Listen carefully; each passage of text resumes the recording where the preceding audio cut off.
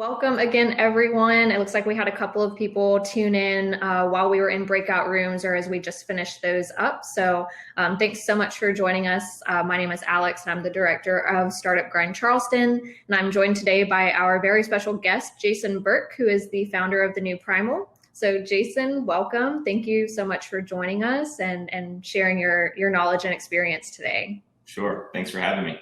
For sure. So if this is your first Startup Grind event or maybe your first virtual one with our chapter, we do have a tradition. So if we were in person today, we would ask you all to stand and give Jason a standing ovation as he walks up to the stage. So in lieu of that experience, I'm going to do it the best way I can virtually, which is just play a sound clip. And if you'll in the comments or in the chat here, if you can leave an emoji or some sort of celebration for Jason, to thank him for being here today.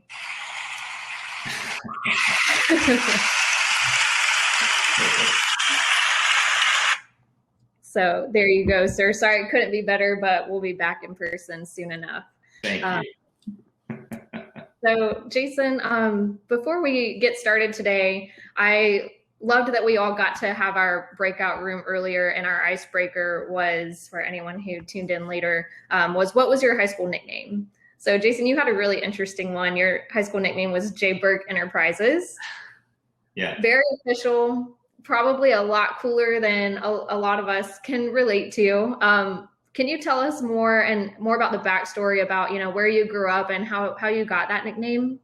Yeah. I grew up in Section 8 housing, and I'm from Florida originally, but I grew up in Section 8 housing, and I was performing pretty poorly in school and in middle school, and my mom pulled me out and got me transferred into a school in a better part of the district, and into one of the top rated schools, and it was in sort of an affluent district, and made a whole new set of friends, and I sort of had this parallel universe that I lived in between where I went to school and the friends that I made there versus then when I went home and the environment that I was in there. And in high school, all of my friends, their parents bought them cars, and they all had stuff that they didn't really have to work for, but I didn't have any of that, and I wanted all of that. And so I did what I knew to do, which was I started working, but working at the fast food restaurant or the Smoothie King across the street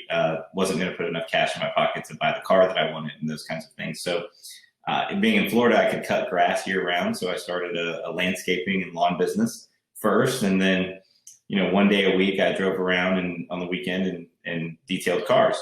And so, I was always sort of hustling and always had cash in my pocket. And, I had a brand new car that I was making the car payment, and I had a cell phone, and not many people had cell phones then. And so, there was, people just always saw me hustling, and I didn't really play sports or any of those kinds of things. So it was always J. Burke Enterprise.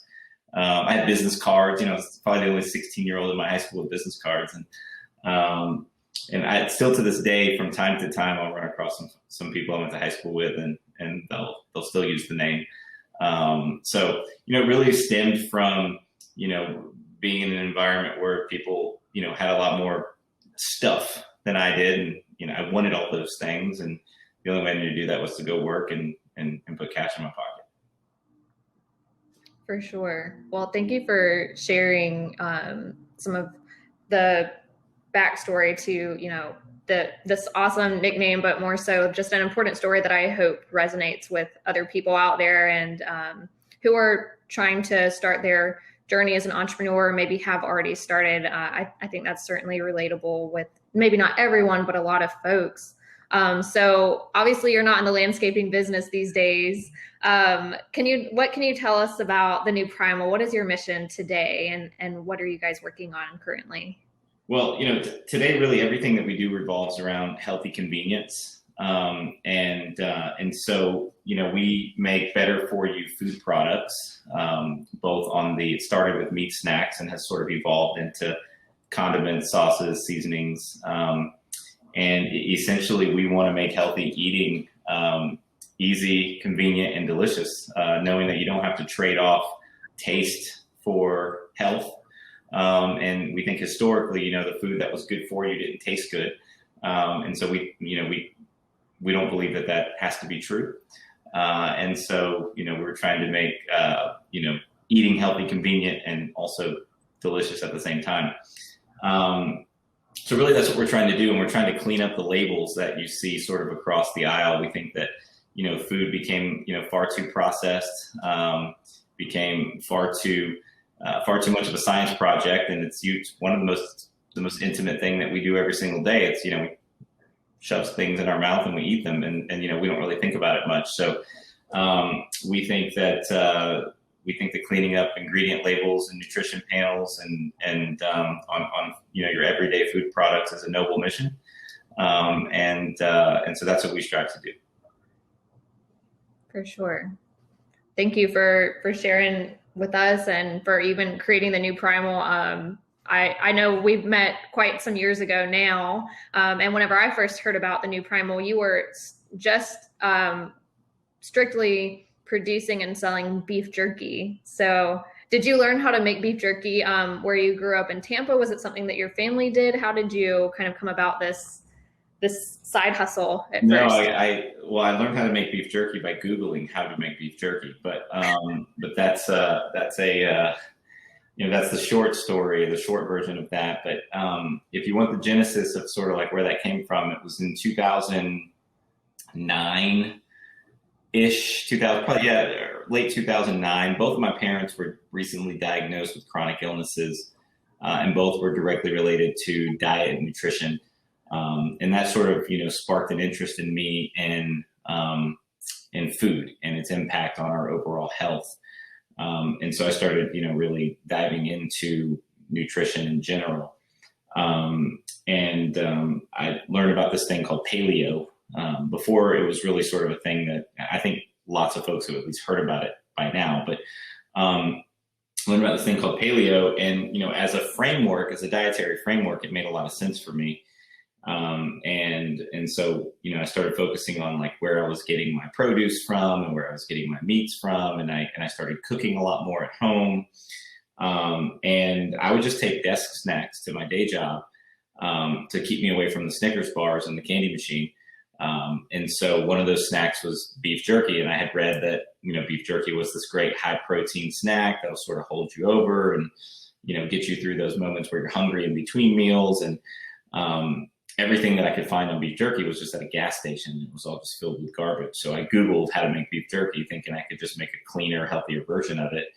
And that's what I did. And I bought this little, $40 tabletop dehydrator, and I would, make beef jerky at home and take it to work in little Ziploc bags.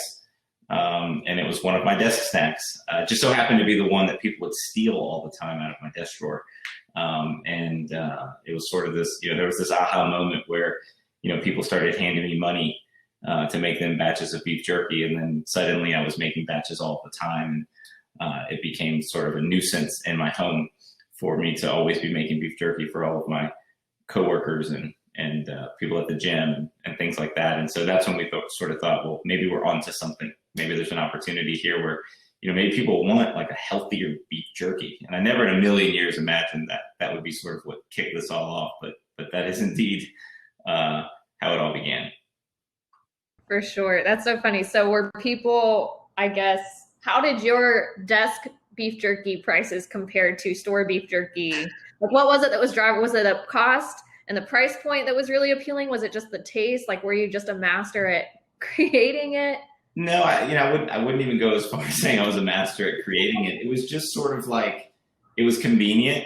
People are working and they're hungry, and, the honey buns and the Snickers get old at the snack machine. And I had this beef jerky that was made with, grass-fed beef and, 6 or 7 different spices. It was just, homemade. So I think, homemade always beats, store-bought anyway. And so it was just this homemade beef jerky that people, knew where it came from and realized it was clean and delicious. And as far as prices go, there wasn't really a price. People would just say, here's a $20 bill and, make me a few bags the next time you make some. And I had no idea. I mean, I knew it was expensive because I'm buying meat, but I had no idea what it really cost or anything like that until finally one night my wife came home from a girls' night out and said, everything we have smells like smoke. People think I just came from a barbecue. You got to get this stuff out of our house. And so that was sort of okay, I'm going to go going to pursue this a little bit and see what happens. And I rented a little, shared kitchen catering space and started making it on the side, and, started to learn about, the food manufacturing side of it, which was also super intriguing to me. But that was when we set up this really bad website to see if people would put orders in and try to make it a little more official. And then I spent about 18 months, working it as a side business, to see if it had any legs. And indeed it did. And then, about 18 months later, I left the day job to go full time into the better for you meat snack business. For sure. So when you finally left your day job, what year was this that you decided you were going to be full time in the new Primal? It was the end of 2012. So it was my last day was the last day in September of 2012. And so my first day full time in the new Primal was in October 1st. And I hit the mean streets of Charleston with a backpack full of jerky, and I went up King Street to go into all the little mom and pop shops to see who would put it on their shelves. And that's sort of where it began. And was it just you on the streets with this backpack of beef jerky, or did you recruit? Was your wife at that time? Was she? Yeah. My wife helped a lot. She was, she would help make and package the product and label it. And we had recruited some other people that would help us kind of part-time. And then, there were a couple of people that were just sort of hourly or part-time that would help us produce and manufacture the product. But that was it. Just a few months in though, we had 2 people full-time. We were just sort of, head down, and I was cold calling every major retailer in the country to see who wanted to take it. And, really, learning on the go or on the fly. As we were still manufacturing and producing back then. And then we very quickly outgrew that. And once we were, realized that we didn't want to own a big manufacturing facility, we looked to outsource the manufacturing and focus on what we thought we were good at, which was selling and marketing and branding and telling the brand story, versus, just sort of, being stuck in a kitchen or a manufacturing facility all day long. Yeah. Yeah. Cool. So as you're, getting more traction, you're finding a better way to produce your product with more volume. What was your first big purchase order that you remember in those first couple of years? What was that experience like? Well, it depends on, we define big, I think that the definition changed quite a bit over time. The first big one was with a website that sold fitness equipment out of Charlotte, and they put in an order for 500 bags of beef jerky, and I had never made 500 bags of beef jerky before, so that was the first one, and actually they had a delivery date on it, and I was late. No, I shouldn't say late, but I was running behind on getting the order ready, and so I worked up until the very last minute, and I actually drove to Charlotte to hand deliver it because, I didn't want to risk it getting there a day late. And my wife was in the back of the car putting labels on the product as we drove. That's how close we cut it. And we pulled into the parking lot, and there were still like 50 bags left to label. And so we're hand labeling all of these bags. And that was the first big one, and the most inefficient process in the world of both, producing, packaging, and shipping the product, which was me driving to Charlotte. But beyond that, the next big one was that summer of 2013, I cold called Publix, and they allowed me to come to their headquarters down in Florida to present. I had absolutely no idea, how any of these meetings went, and looking back, I realized that I clearly had no idea and didn't run the meeting the way they were supposed to be run at all. And I think that probably got us some attention because, I think that category manager probably found it refreshing in hindsight. Now that I know how these meetings go, he probably found it refreshing to have some, young kid in there, selling this big pipe dream of, the greatest new product in beef jerky. But he gave us 250 Publix locations. He gave us 2 SKUs and 250 Publix locations. And that purchase order, the first one that came in, was equal to like 5 months of our revenue before that. And then we had to really scramble because once again, we had no idea how to manufacture that much product in that amount of time. And I didn't even know where to procure pallets. We had to ship this on pallets. I didn't even know where to get empty pallets from. So we had to figure out that. And it was a pretty much of a whirlwind experience of, getting the purchase order, getting the order filled. We filled it wrong. We shipped it the wrong way. They had to ship it back. They had to punch holes in the bags and had holes in the bags. It was quite the experience on getting that first order filled and public still like giving us a chance. But we worked day and night around the clock, 24 hours to get it done. And to this day, I credit it really for validating us in the marketplace, because we could then present to just about anyone. And they would ask where are you currently selling this product, and we could give them the name of a major grocery chain, and that would give us some validity. And then, can you remind me what year did you all first ever sell with Publix? That was in 2013. So it was in our first full year. It was actually September of 2013 when we were filling that order. So almost 12 months to the day where I left the day job to when we were filling Publix's first big purchase order. Oh my goodness. Yeah. And I don't mean to laugh, but I've had some experience in food retail, so I know it's definitely a big deal. And to have your product shipped back because of something that seems so small, like having holes in the bags, can be really stressful. At that point, being that this was your biggest purchase order from a major retailer, this was, all hands on deck, and you all made some mistakes on the way. At any point during that, did you think back to, doubts that you might have had whenever you were thinking about leaving your full-time day job? Like, did any of those creep back in whenever you were experiencing these fires, or were you just so, what is the word, like tunnel vision on getting Publix this beef jerky that it didn't cross your mind again? No, it crossed my mind every day. It might still cross my mind sometimes. It crossed my mind a lot in those first couple of years. What have I done? What have I gotten myself into? And I was chest deep into it, really. And it's like, well, I'm too far to go back. And that was sort of once I was in it, there was no turning back, but certainly those thoughts crept in, the self-doubt and the questioning, always crept in. And in fact, today I joke with people sometimes, and none of us have really traveled lately, but when I was traveling a lot more, being in other cities, and I always pop into a different grocery store, whether it's Whole Foods or Kroger or, Albertsons or wherever it might be. And I'm always looking for a product on the shelf. I can be in Los Angeles and walk into a store and see our product on the shelf. And I still question, like, does anyone buy this?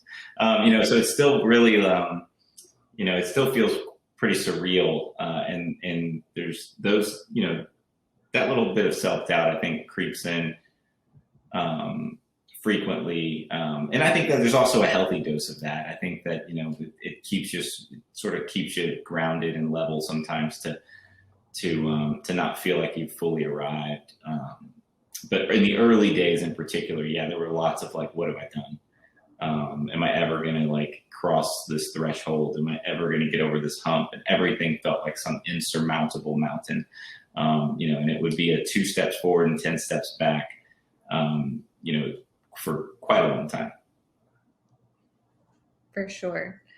Just thinking back to your random store audits, do you ever ask people whenever you were traveling, like just go out to a cashier and say, like, what do you think about this product? And it's really your product. No, so I don't do that, or I haven't done that, but I have sort of like stalked people in the aisle. So whenever I see someone like in the aisle and they're kind of like looking, I've either monitored their behavior, and if they grab a bottle of it, there have been times when I've asked them, have you ever tried that? And what do you think?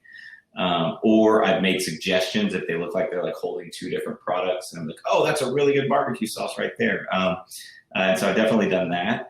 And then there are times when I just play completely, I play completely dumb, and I just, ask, have you ever tried that? What do you think? Oh, I've never tried it before, so I sort of, try to, get this, unadulterated feedback in the market. So I've done that, but never the cashier. But certainly I've smelled people in the aisle. So now we know just to be on the lookout over our shoulders if you're in Harris Teeter around town. The other thing is if you're checking out in front of me at any grocery store and my product is in your basket, there's a high likelihood I'm taking my phone out. I'm going to snap a picture just because I still think it's wild that people buy this. People buy products that we make. Although we see purchase orders every week, and our company has grown year over year, every single year, at a pretty significant pace. I still am fascinated by the fact that people pull our products off the shelf and put it in their basket. For sure. There's some gratification in seeing a consumer, I think. So that's awesome that you, after 9 years in business, still get excited about seeing someone with your product in their basket. But just to bring us back on track a little bit, I know you didn't initially raise any money for the new Primal, and that's something that we talked about. There were some lessons that you learned. Can you tell us when you first realized that you needed to go out and seek capital for the new Primal? Well, I mean, for us, we're an inventory-based business. So, buying inventory was in the beginning the biggest expense that we had. And we weren't buying, paper cups. We were buying meat.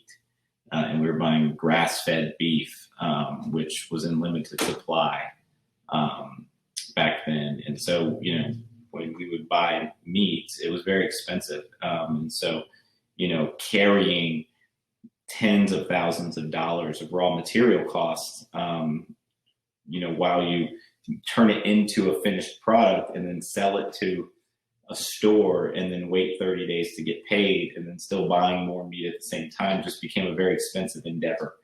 And so we had to raise some money to be able to keep up with our sales because we didn't have enough cash to float the cost of buying raw meat. So that was one big factor. And, we saw that very early. It was very early where we realized we don't have enough money to buy raw materials to keep this going. And we were so early in the business, no one would extend us any credit, on the business. There wasn't any history yet. And then we started to understand the cost of entry into retail. And so big legacy brands, and I won't bore everyone with the details, but big legacy brands have made it very expensive for emerging brands or challenger brands to enter their space. And, maybe in some rightfully so. But, they pay retailers a lot of money for shelf space and placement and, and promotions and advertising, and retailers don't really grant a lot of grace to small brands. They say, hey, listen, if you want shelf space here, you've sort of, the market sets the rate. And if you want to play with us, then here's what it costs.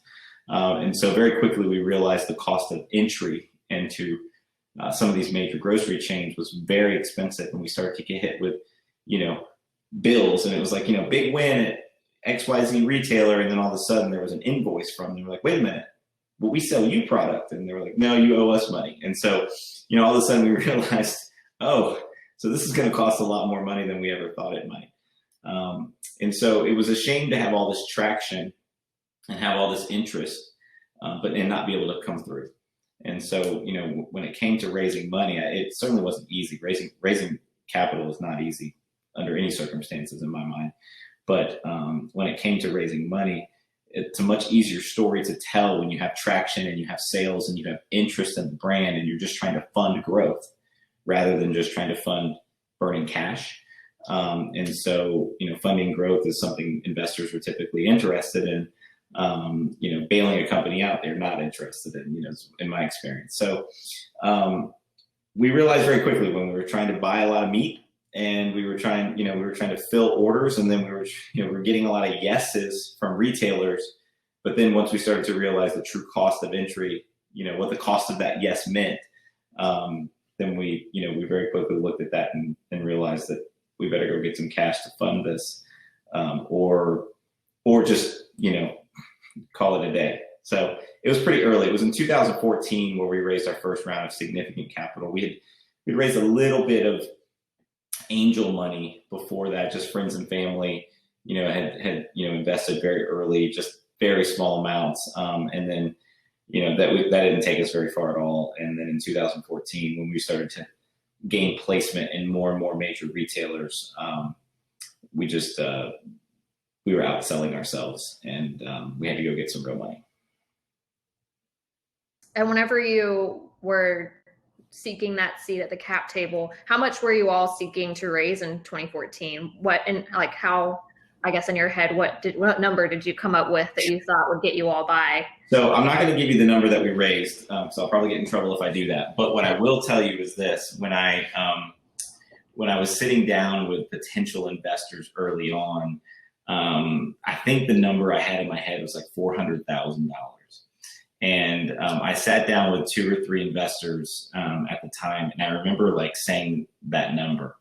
And several of them were like, well, it really doesn't make sense for us to do anything unless it's at least $1 million.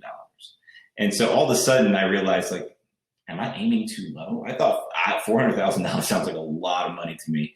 It's a lot of money to me today. And there was like 4 or 5 people in a row that just looked at that as if like it wouldn't be meaningful. And so, we had to up the ante a little bit to even get people's attention, which I found fascinating back then, because I thought, I thought it was sort of,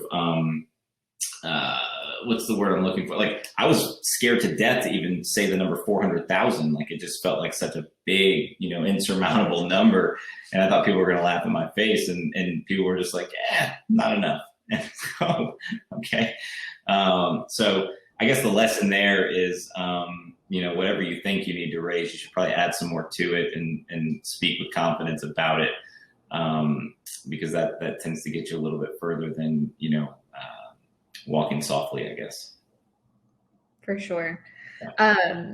So whenever we were preparing for today, I remember we were trying to think through just the timeline so far of the new Primal and what you all have done. And we just kept coming to like, well, something seemed to happen like every year. But one big milestone that I know stands out to me and a lot of folks look for is whenever you make your first $1 million in sales.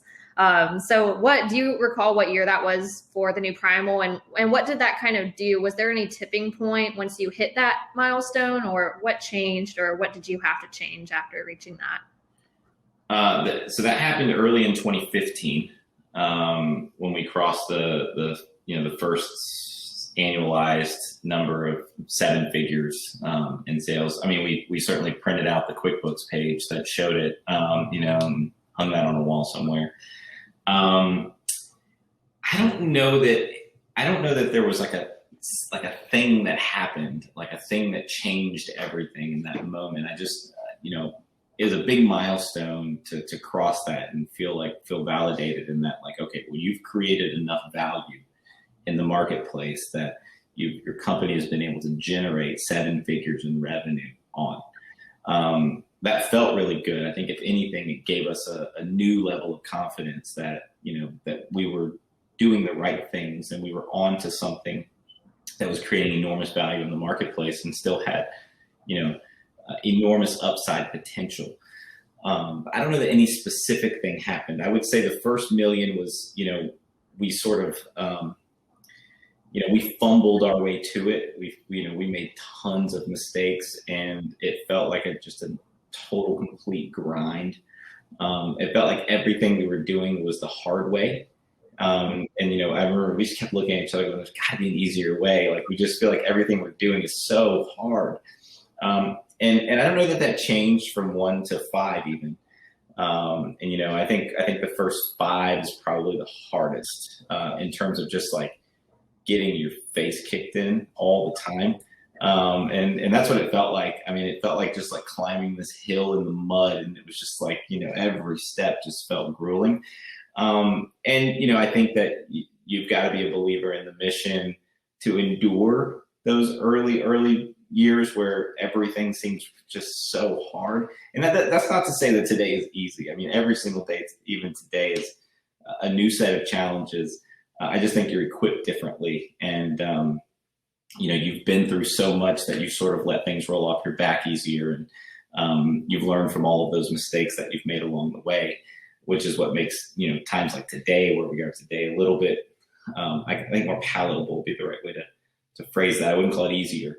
But I think that the big thing that happened was probably this mental shift of, okay, we belong here. We deserve a seat at the table. We don't have to operate like the little engine that could. We can actually sit down with these major retailers and tell a story about value in the marketplace and bring value to them. We're not asking or begging for them to carry our products. We think that what we bring to them adds enormous value to their grocery sets, and there are consumers in their stores that are looking for products that we make. And so, I just think the mental shift is probably the biggest thing that happened for us crossing that first big milestone. Got it. And then up to that point, were you all only selling beef jerky? At what year, I guess, did you all start to roll out the marinades and the sauces, and how did that come about? Was that always a part of your game plan, or? No, it was definitely not part of the game plan. It was a complete accident. We were in 2015, we were only selling beef jerky. We started to create a different format of meat snacks later that year and into early 2016, where we were making meat sticks as opposed to just traditional pouched jerky. And so we offered meat sticks and, just other versions of the product, different flavors and things like that. We were trying to scale up beef jerky manufacturing. We were too small for like a really big manufacturer to take us on, but we were too big for the small boutique guys to keep up. And there wasn't really a lot of in between. So we just had two small guys making products for us. And we couldn't solve for consistency. And so we were having a problem with two facilities making our products and it being inconsistent. And what we did was we started making the marinade separately and then just shipping it into these facilities so that they didn't have to mix the recipe on site anymore. They could just, dump it onto the meat. Well, it just so happens, I won't go into all the backstory, but it just so happens that marinade makes for a really great all-purpose everyday cooking sauce and marinade that you can use at home. And we discovered that in the R&D process of trying to scale up making beef jerky. And we sent it to some industry friends that we had known. We sent it to one of the regional buyers at Whole Foods, who had become a friend of ours, and he was a regional buyer in the Rocky Mountain region. We sent it to him and asked for some feedback, like, hey, what do you think about this? Do you think this could be a retail product? Do you think this tastes good? And he gave us really great feedback and thought it was an excellent product. And then he got a promotion and moved to Austin, Texas, and he became a national buyer at Whole Foods.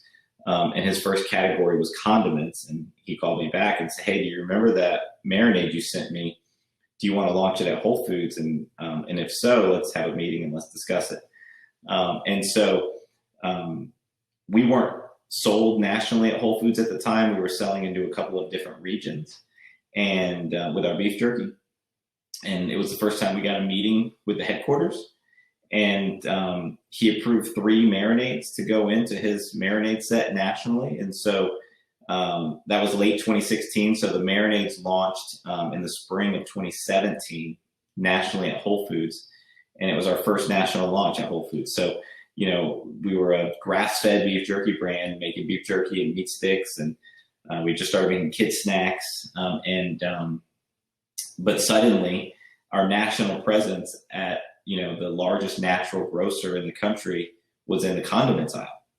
And we didn't really know what to do with that. And so we thought, okay, well, this is our foot in the door at Whole Foods, so we can get our beef jerky in the door now. And this is just sort of like a thing that we sell. It's sort of like a side project, and maybe it'll add some cash flow for us. It just so happened that product was extremely well received by the consumer. And that began this relationship that we have at Whole Foods where we innovate together. We were reviewing the data, and turns out we were the #1 selling marinade at Whole Foods nationally. And they said, what else you got for condiments? And we said, well, what else do you need? And then, that sort of began this process of us innovating on the condiment side into barbecue sauces and buffalo sauces and salad dressings. And and so on. And we've done that, year in and year out since. Today we have 33 products nationally distributed at Whole Foods. And we have the best-selling barbecue sauce, we have the best-selling buffalo sauce, we have the best-selling marinade, and top-selling meat stick nationally there. And it all started with these 3 marinades that, came out of the R&D process of trying to scale up beef jerky manufacturing, and trying to create some consistency. So it's, it was this beautiful surprise. We never saw it coming. It was extremely unintentional. But once we realized what we had, well, it was in that moment that our thinking pivoted, in that, we're no longer just a meat snacks brand, but we feel like we have a platform. We have a platform where we can innovate across multiple categories. The consumer has given us permission to extend into other categories. And to us, then, just sort of elevated our thinking and elevated the brand as a platform. And we just went far beyond this concept of making better for you meat snacks, and really pivoted the strategy of the business going forward. But it was extremely unintentional. Got it. So I guess we can thank the gentleman, your one contact who was in the Rockies, who transferred to Austin, for taking a risk on trying this marinade. Yeah, totally. Yeah, listen, he's still a good friend through today. He no longer works at Whole Foods, but still a great friend today, and someone we maintain close contact with. And we certainly credit him with taking a risk on that one set of products that opened the door for us to really become what we are today. Yeah. So whenever you all got the green light to put these first three marinades that completely came out of an accident, how did you go about extending that product line and introducing new flavors? I mean, did you just have, did you and your team kind of send in everything at once? Has it been gradual over time? How does that process kind of work for you all?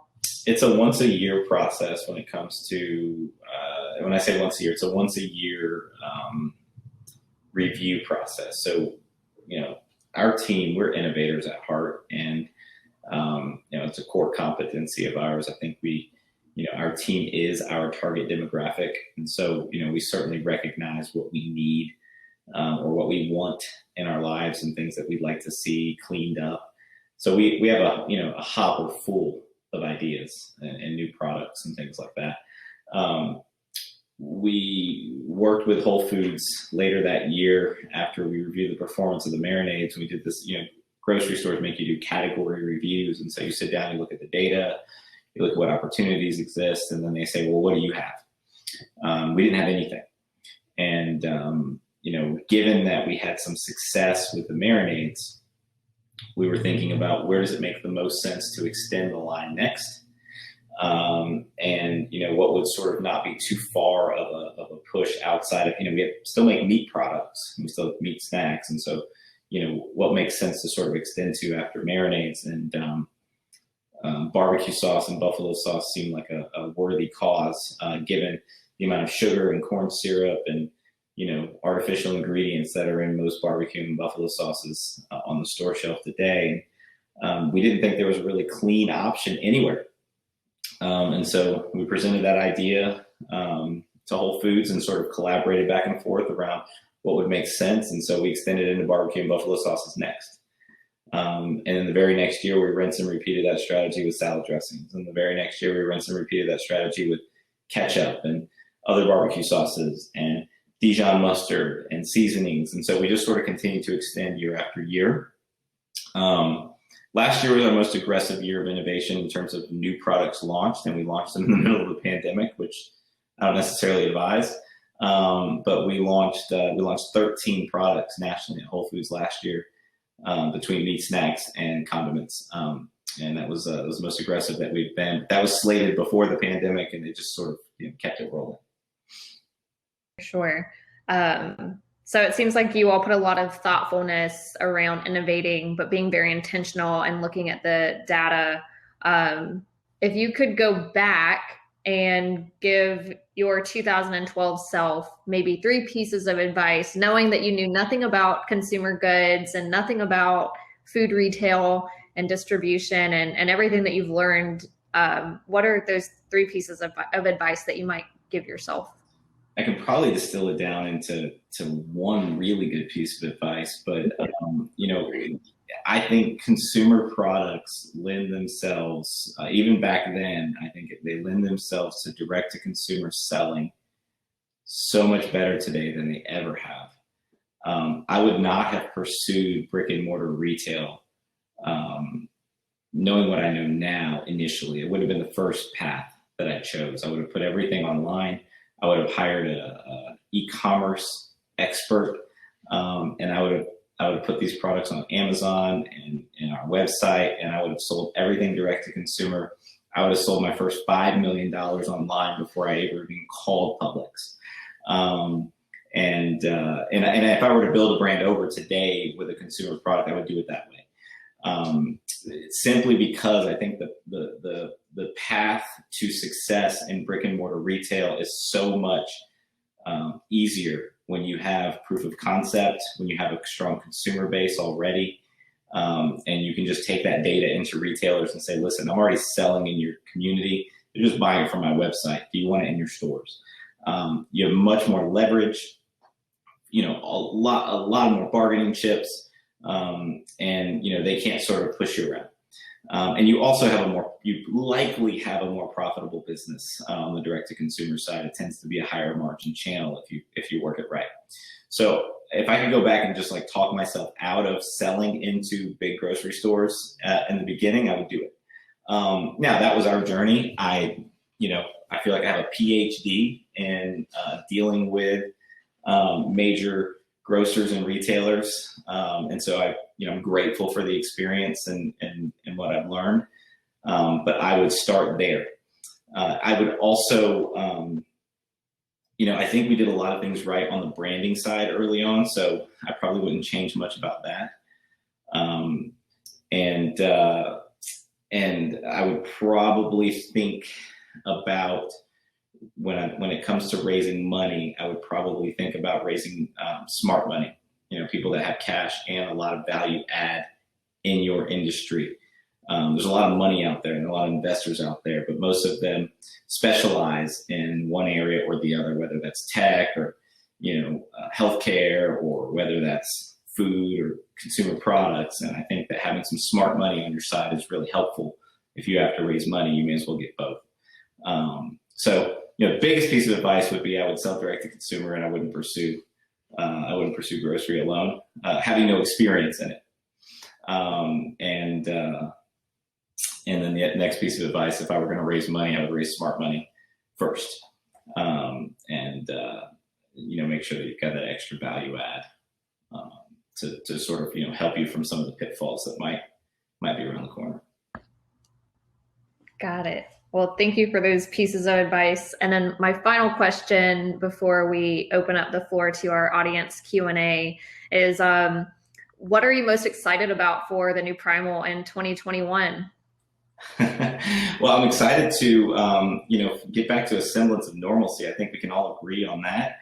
2020, I felt like we were holding on for dear life and trying to navigate this new normal of selling products in stores, and people weren't shopping in stores.